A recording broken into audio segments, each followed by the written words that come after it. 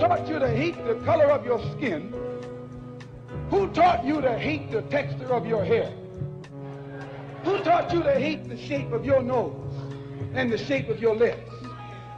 Who taught you to hate yourself from the top of your head to the soles of your feet? Who taught you to hate your own kind? Who taught you to hate the race that you belong to? So much so that you don't want to be around each other. No, before you come asking Mr. Muhammad, does he teach hate? You should ask yourself, who taught you to hate being what God gave you? Most of us blacks, or Negroes as he called us, really thought we were free without being aware that in our subconscious, all those chains we thought had been struck off were still there. And there were many ways where what really motivated us was our desire to be loved by the white man. Malcolm meant to lance that sense of inferiority. He knew it would be painful. He knew that people could kill you because of it, but he dared to take that risk.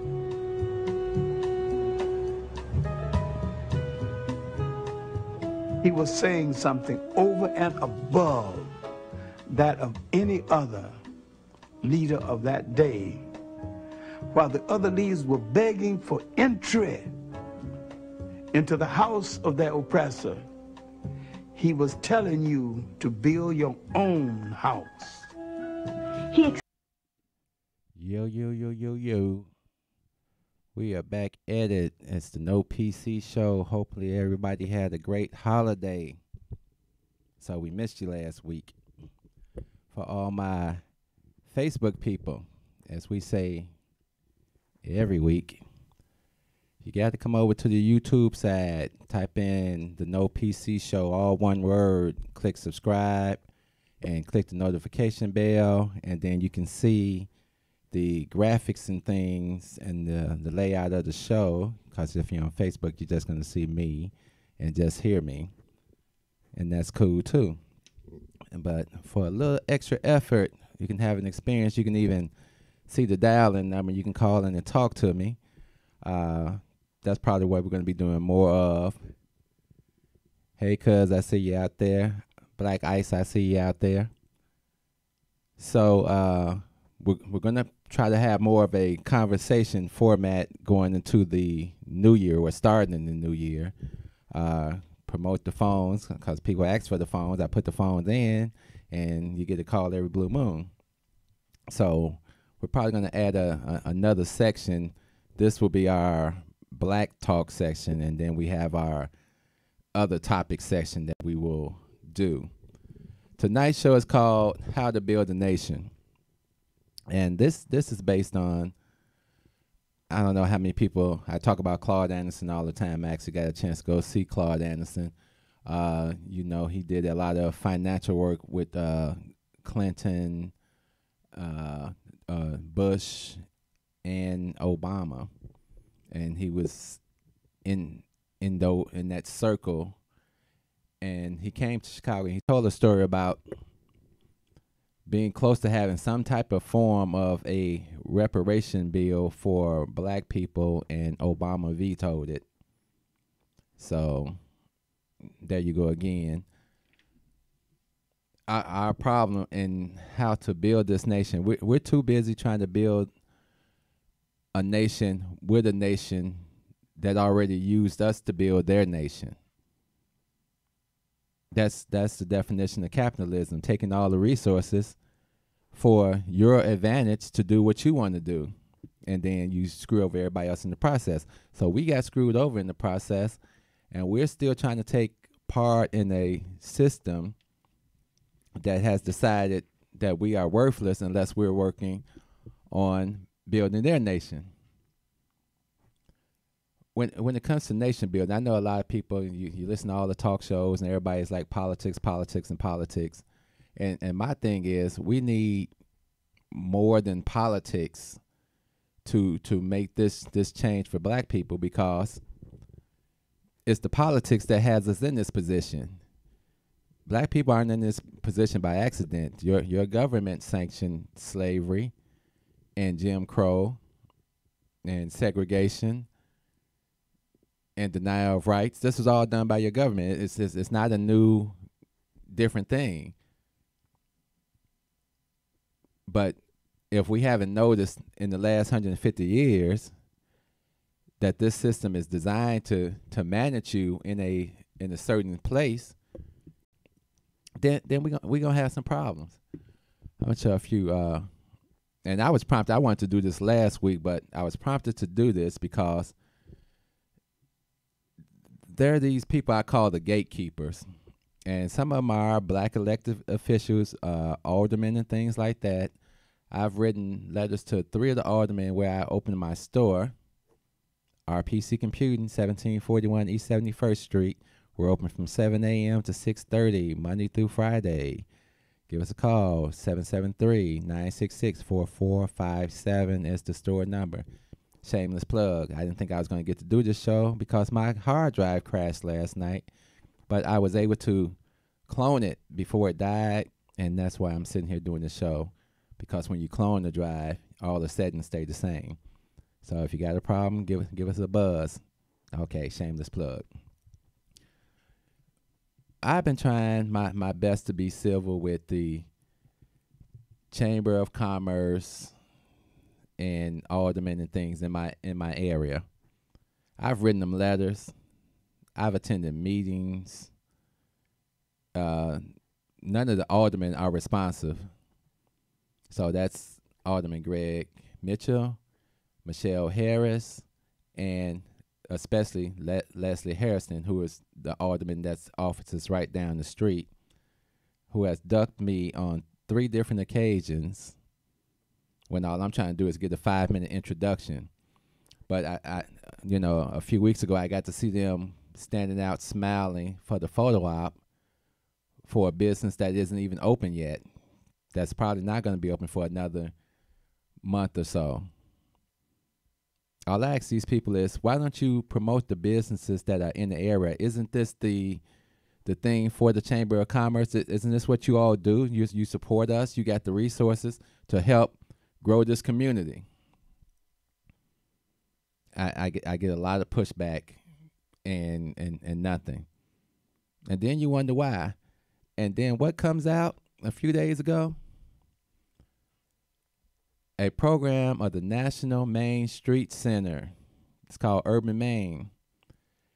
It is put on by the Richard A. Driehaus Foundation. Richard J. Driehaus is a Jewish hedge fund person. They have signed a 3-year contract with these people to bring resources to the community. Now, and my thing is, okay, you're bringing resources, but you're only bringing resources and you've mapped out a 3-year plan because that kind of coincides with the building of the Obama Library. Just like I said, I spoke to a woman who was part of the High Park transition team. You got all these people stepping in, working with our black aldermen that you can't reach, your Chamber of Commerce that has their own plan, their own agenda, and now they have turned over the area of 71st Street under the pretense of this revitalization zone. Their statement is, we are grateful and delighted to be selected as the next community to benefit from the Urban Man program, said Tonya Trice, Executive Director of the South Shore Chamber of Commerce. And I still haven't got my name in their directory yet after waiting 2 months. You would think that would be the most simple thing that you can do. If somebody joins your membership, get their name into the membership directory. Simple. But I've been debating with these people for 2 months over it, even had my wife come down. But you got time to sell us out on this side. This opportunity will help to restore 71st Street to the vibrant, thriving commercial corridor it once was, ushering in new ideas and resources. New ideas and resources. We should always be careful when we hear new ideas and resources. The only new ideas and resources they bringing in is they ideas that aren't your ideas. Here's part of nation building. When you're nation building, I got my notes and everything today, so we gonna talk. When you're nation building, your neighborhood should reflect your ideas, your culture, and those ideas and cultures should be passed on to your children so they will have a sense of identity. I grew up in a black neighborhood that had plenty of identity. I grew up right off South Parkway. I got my haircut at the South Parkway barbershop. And then it became Martin Luther King Drive. At least 85% of the stores in my neighborhood were black. Everyone knew everyone. We identified with the community. It was a close-knit community. So now the Richard H. Driehaus Foundation is going to bring in new ideas. And those ideas are going to fit in right with those ideas for the Obama library that's coming. Now, I don't know if everybody remembers the story I told about sitting in a meeting with 75 people and the white alderman, Brian Hopkins, if you want to look him up, sat his Anglo-Saxon butt up in the room and said, I don't know why they're fighting this. All we're going to do is give them a swing set and we're going to push it right on through. So they never signed a community agreement with the community. I went to a church meeting. I told my pastor about this and asked her, were we willing to walk away? And the answer was, we're working with Madigan. Another devil that cares less about black people and does everything to benefit white folks and their taxes. So now you got them pushing that Obama Center through. You got them now planning firmly with a 3-year agreement inside the community. And who are the people that have helped facilitate this? Your Chamber of Commerce, your alderman. Because the plan is to push you out. I don't understand why people don't get it. So when you're talking all that political stuff to me, it goes. The name of this show is called the No PC Show, and the reason it's called the No PC Show is because of political correctness has destroyed the fiber of what little we have. It's been destroyed, but we continue to play these political games. It makes absolutely no sense. And I knew going in, opening a store in this area, which is supposed to be part of here's the other programs they have, the Neighborhood Opportunity Fund, the Retail Strive Zone Fund, all these funds that are designed to pump money into the neighborhood. But I worked with a different Chamber of Commerce, and guess what? Now they got amnesia. So while I'm thinking I'm applying for the Neighborhood Opportunity Fund, and I attended as many events as I could and took pictures with the bankers and attended your Google event and, kept in contact with you and submitted my business plan and updated my business plan and sent you my financial records, and then you catch amnesia on me. More black people working in government agencies, show and tell people.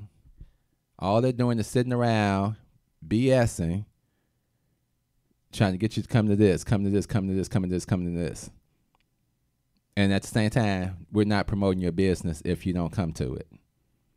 I've talked to so many other owners and things that are in the area, and they are disgusted, not only with the Chamber of Commerce, they are disgusted with Leslie Hairston. And she's got an election coming up. So I don't know how a business owner calls your office and on 3 different occasions You can't even give a 5-minute phone call back. You can't be in your office. Her office is literally like 4 or 5 blocks down the street from me. I said, whatever time you have, let me get 5 minutes of your time just to introduce myself, introduce the business, talk about ways that maybe you could help this era that I'm in to promote our businesses. Boom, we out. Then they said, well, she's going to be busy next week too, so we can get you in on the 18th. So you can get me in 20 days from now, but you told me make sure you call first because the schedule may change. So how are we building nations in a political front like that? I don't get it. Like I say, people push that political stuff, but most of the time they push it because there isn't money in politics to be made on the backs of poor people, disenfranchised people, and that's the way politics works. So when I see all these people on CNN and all this type if black people just did this and black people just did this, if black people stop listening to white people and start developing and building, and first the building has to start in the mind. Let's build the minds up. We know the ills of the neighborhood, so we know we got to get rid of the drugs and the crime. And you probably never get rid of it 100%, but if the neighborhood stands together, you can get rid of a whole lot of crime. I've seen it done. It can happen. You might have to turn in your brother or your sister or whoever that don't want to get with the program, but it can be done. What do you need to build a nation? What's the basics? Because this how nation building happens. You have to get resources, and then you have to protect those resources. So, what if we say we need food, clothing, education,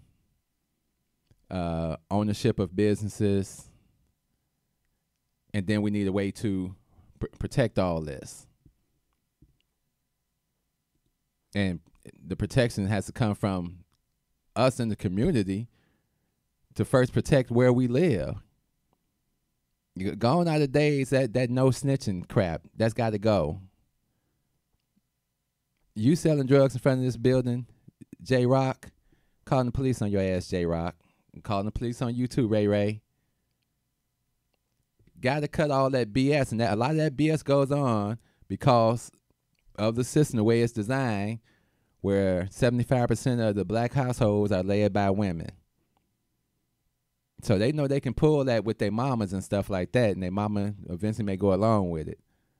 Most of the time, you can't pull that with your daddy. If your daddy's a strong, I'm selling the guy, and you telling him you're about to go out and sell some crack, he gonna say, take this foot in your ass with you. Ain't nobody got time for that. Ain't nobody got time to be baby bullshitting because you're wasting fucking time, you're wasting life, and you're being a hindrance to your people. Nation building is about getting control and putting things in place. We don't need crack dealers. And we don't need more rappers and all this other stuff.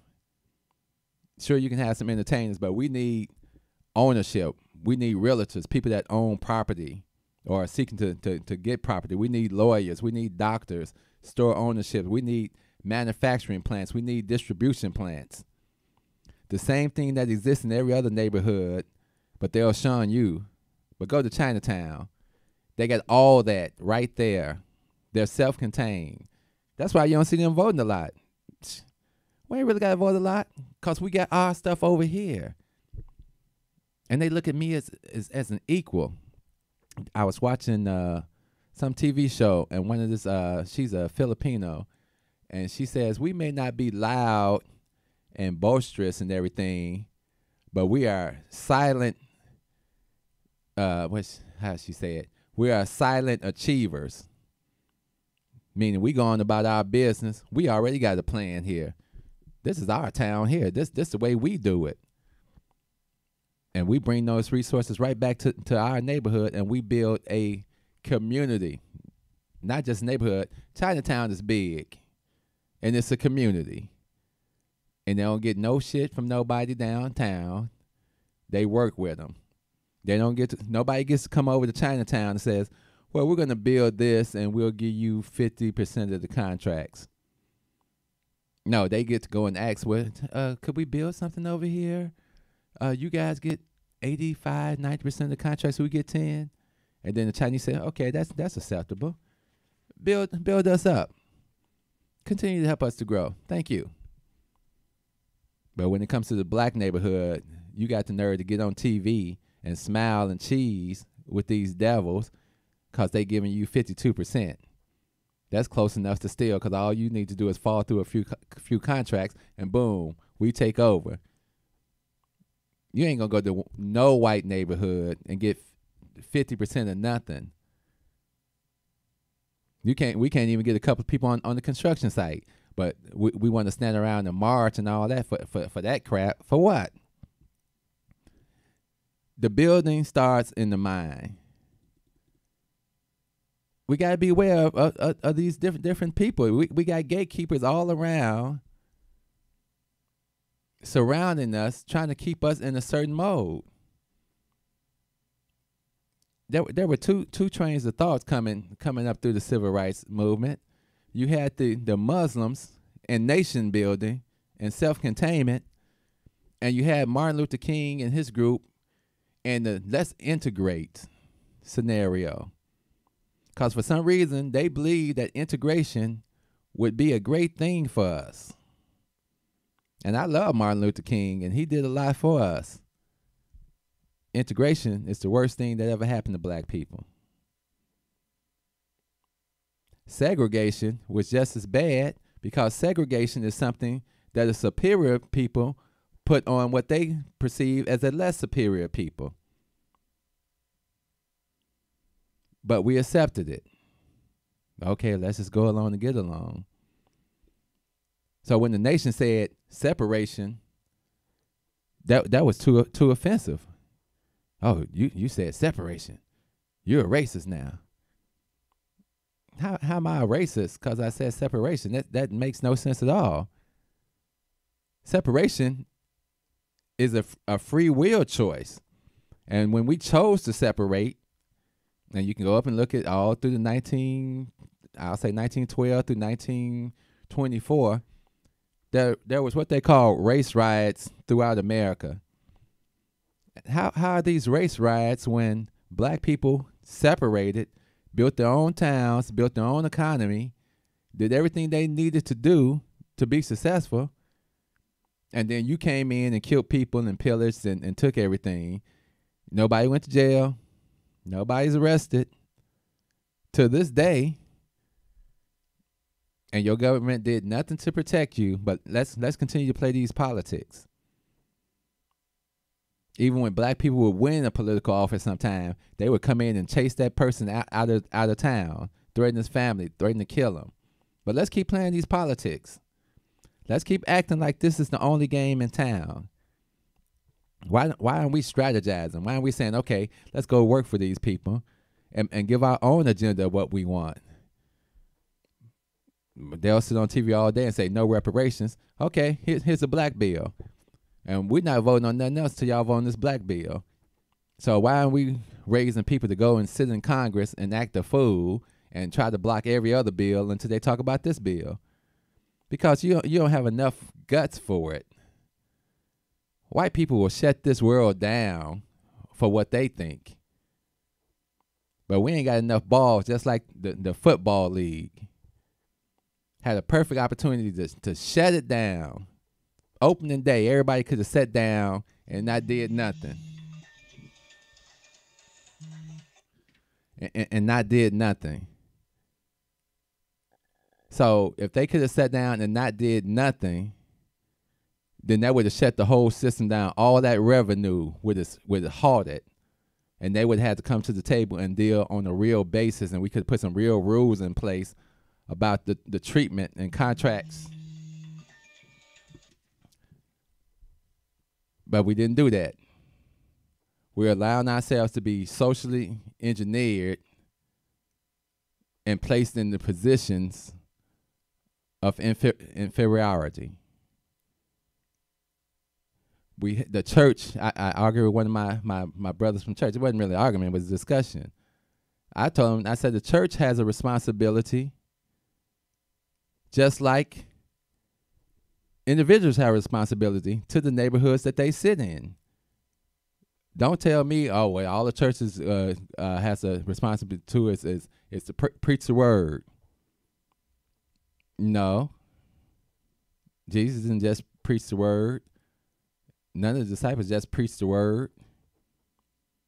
None of the prophets just preached the word. Prayer is a call to action. So how are you going to have a mega church in an impoverished neighborhood?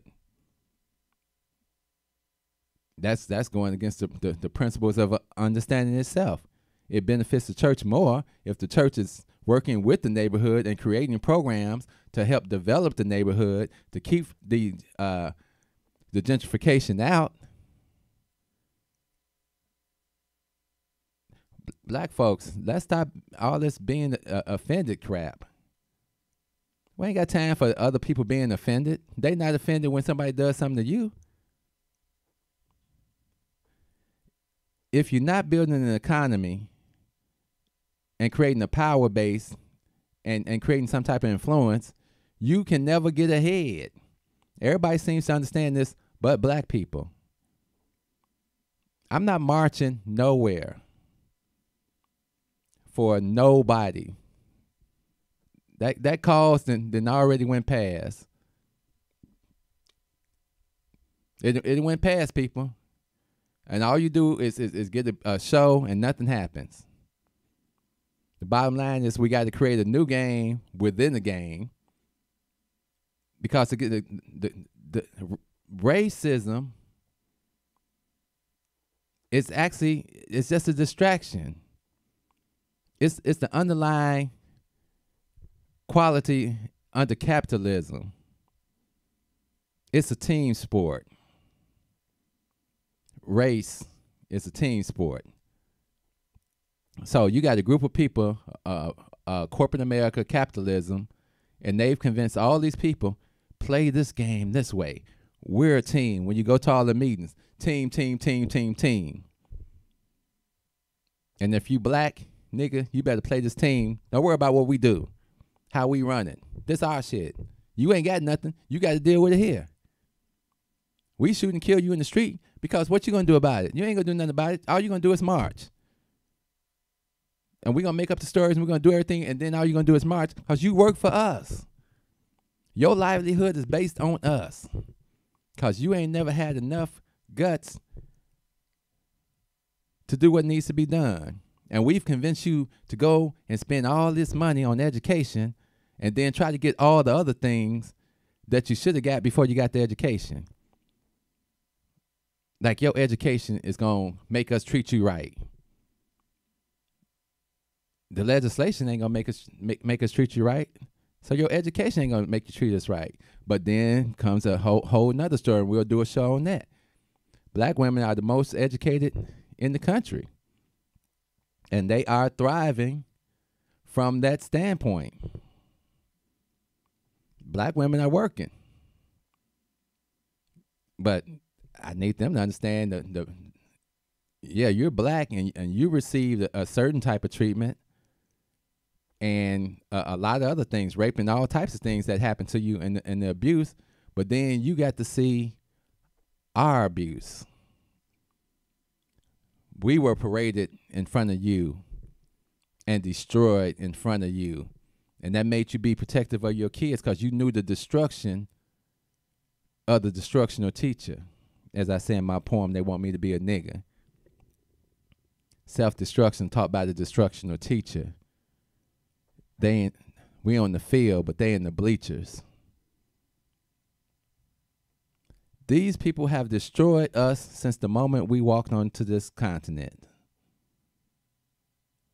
And how we still exist under this Stockholm syndrome and this pretense that education is going to change the condition of black people in this country. It's going to change a few. But you best believe, if you work in corporate America long enough, you going to get your nigga wake-up call, and you ain't going to like it, and they going to look you right in your face, and they going to say, nigga, you better swallow it all. Love, peace, soul. We out of here. Step out of the car. No, you don't have the right. Step out of the car. You do not have the right to do that. I do have the right. Now step out or I will remove I you. refuse to talk to you other than to identify myself. Step Now if your woman ain't no revolutionary, she'll persuade you to be a fucking slave for the rest of your days. She'll be grooming you on how to behave, teaching you how to coon and buck dance so that you can be safe. If that brother ain't no rider, soldier, no provider, molder of young minds, check it out, you got yourself a bitch. Think about the time that you invested in him. If he's wearing them skinny jeans, you a lesbian. For every 100 black women who ain't locked up, it's only 83 black men remain. Take away 1.5 million black men who might have benefited they women and their children. You don't know a war when it's waged against you, when it makes you drive your baby mama to the clinic just to kill your own. Ain't no legacy to leave behind, cause ain't nobody sitting on your throne. You motherfuckers are asleep in a war zone, living a nightmare, dying in your own home. If you don't stop, you gon' lose what you got left. I'd rather die trying to fight for my last breath. Freedom or death, you asleep in a war zone, living a nightmare, dying in your own home. If you don't fight, you gon' lose what you got left. I'd rather die trying to fight for my last breath. Freedom or death, nigga. Sandra Bland was a rider. She wouldn't have committed suicide, and you a motherfucking liar. It would not be wise to stop when you hear sirens and you see the police behind you, but you don't wanna die. They gon' shoot you if you run. They gon' say that you was going for the police gun. That's why they shot you like 120 times, but you were still coming, so they put another bullet in your lung. Them devils got you praying while they murder, because they know you on that bullshit. They steady with them full clips and body armor. They kill your women in the street, cause they figure you too weak to do anything about it. You some shit, getting fucked in your sleep. They poison you every time you brush your teeth. You don't care, you behave like a slave. A bitch from the cradle to the grave, on your knees with your hands out, begging cause you won't. You motherfuckers are asleep in a war zone, living a nightmare, dying in your own home. If you don't stop, you gon' lose what you got left. I'd rather die trying to fight for my last breath. Freedom or death, you asleep in a war zone, living a nightmare, dying in your own home. If you don't fight, you gon' lose what you got left. I'd rather die trying to fight for my last breath. Freedom or death, nigga.